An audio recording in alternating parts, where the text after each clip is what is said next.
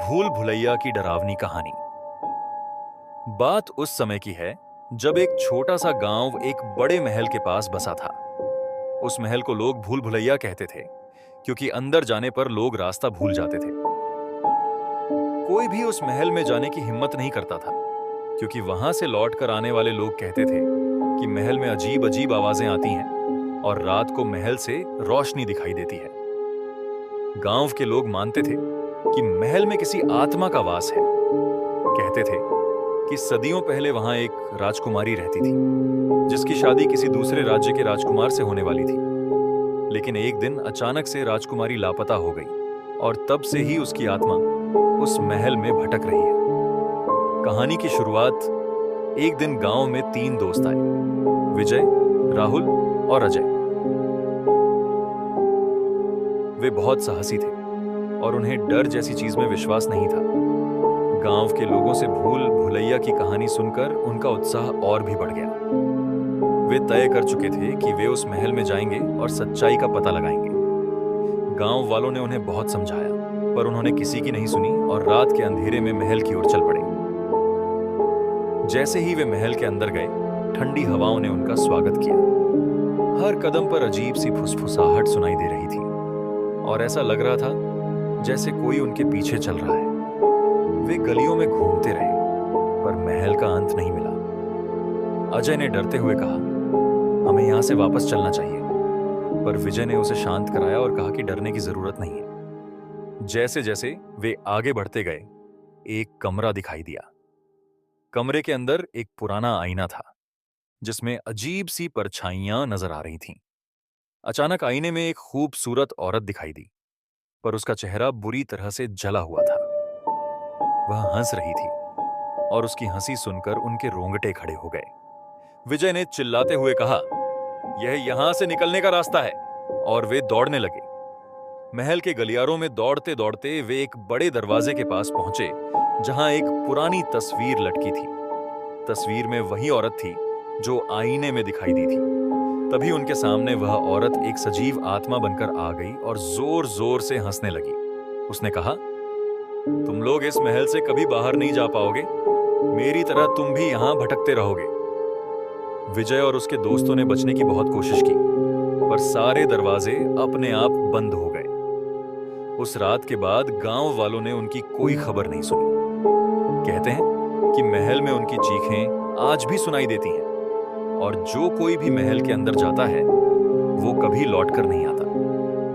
अभी भी उस महल में वो आत्मा भटकती है और हर अजनबी का स्वागत करती है जो उसकी गूंजती हंसी को सुनकर डर से कांप उठता है। भूल भुलैया के नए राज गांव वालों को यकीन हो गया था कि महल में कोई प्रेतात्मा जरूर है। लेकिन कुछ समय बाद एक और घटना ने पूरे गांव में सनसनी फैला दी। एक साधु गांव में आया जो महल की कहानी सुनकर उत्सुक हो गया। साधु ने गांव वालों से कहा कि वह आत्मा की मुक्ति के लिए महल जाएगा और वहां की बुरी शक्तियों को खत्म करेगा। साधु के महल में जाने से पहले गांव वालों ने उसे रोकने की कोशिश की पर उसने अपनी माला और ताबीज दिखाते हुए कहा, यह मुझे हर बुरी शक्ति से बचाएंगे। साधु ने अपनी साधना का अनुभव बताते हुए गांव वालों को आश्वासन दिया कि वह निडर है और बुरी आत्माओं को वश में कर सकता है। साधु रात में महल में पहुंचा और वहां मंत्र जाप शुरू कर दिया। जैसे ही उसने मंत्र का जाप शुरू किया, महल की दीवारें कांपने लगीं और कमरे के हर कोने से अजीब अजीब आवाजें आने लगीं। अचानक साधु के सामने वही जली हुई औरत प्रकट हुई जिसने विजय और उसके दोस्तों को भी डराया था। वह गुस्से में चिल्लाई और बोली, तुम कौन होते हो मेरी शांति में विघ्न डालने वाले? साधु ने अपनी माला की तरफ इशारा किया और कहा, मैं यहां तुम्हारी मुक्ति के लिए आया हूं। अगर तुम इस दुनिया से मुक्त होना चाहती हो तो अपने पापों को स्वीकार करो। आत्मा जोर से हंसते हुए बोली, मैं किसी मुक्ति की चाह नहीं रखती, मेरा बदला अभी अधूरा है। साधु को इस आत्मा के तीव्र क्रोध का एहसास हो गया था। उसने तुरंत मंत्र का जाप तेज कर दिया, लेकिन हर मंत्र के साथ आत्मा और भी भयानक होती जा रही थी। उसकी आंखें लाल हो गईं और उसकी हंसी की आवाज पूरे महल में गूंजने लगी। उसने साधु को चेतावनी दी, इस महल में जिसने भी मेरे रहस्य को जानने की कोशिश की उसे मैंने कभी नहीं छोड़ा। तुम भी अब यहां से बाहर नहीं जा सकोगे।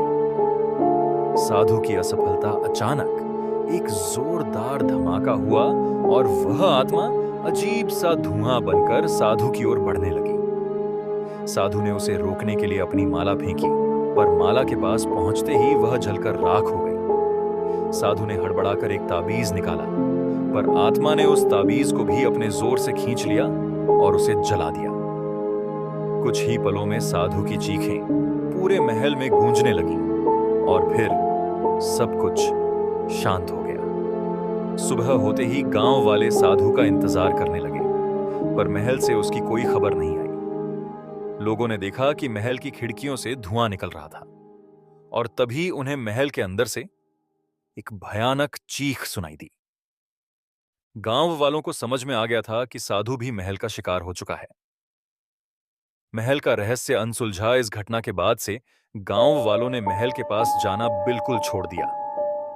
वे मान चुके थे कि उस महल में कोई ऐसी आत्मा है जो किसी को भी नहीं छोड़ती। कुछ बुजुर्ग कहते हैं कि उस महल में एक ऐसा रहस्य है जो सदियों से दफन है और जिसकी खोज करने वाले कभी लौटकर नहीं आते। कहते हैं कि आज भी वह आत्मा महल में भटकती है और जो कोई उसके पास जाने की हिम्मत करता है उसे अपनी गिरफ्त में ले लेती है। गांव वाले आज भी महल की ओर देखते ही सहम जाते हैं और शाम के समय कोई भी उसके पास जाने की हिम्मत नहीं करता। महल का यह रहस्य और डर आज भी गांव वालों के दिलों में बसा हुआ है और भले ही समय बदल गया हो, पर महल का खौफ आज भी ज्यों का त्यों है।